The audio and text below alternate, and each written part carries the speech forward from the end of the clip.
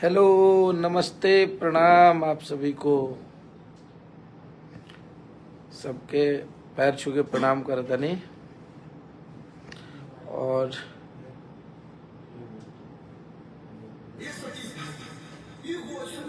आप सब कैसन बानी जाए बता रुका हो तुमने। आप सभी के बहुत बहुत धन्यवाद कि एगो हमार होली में बहुत तगड़ा गाना आप लोग आशीर्वाद प्यार देनी है। जो हमार अरविंद अकेला कल्लू जी के मारब मर्दा के गोली खेलब देवरे से होली, ये गाना के बहुत आप लोग प्यार आशीर्वाद देनी है। एकरा खातिर सबके दिल से प्रणाम। हमार काल एगो गाना भी आवत है ग्राम जाने, हमरा हिट मशीन के ट्रेंडिंग स्टार खेसारी भैया के मानसा इंटरटेनमेंट से।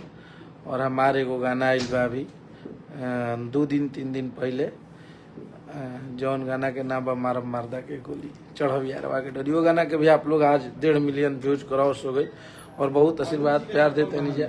इधर हमारे राजीव भाई भी आए हैं, बोलिए होली की बधाई दे दीजिए।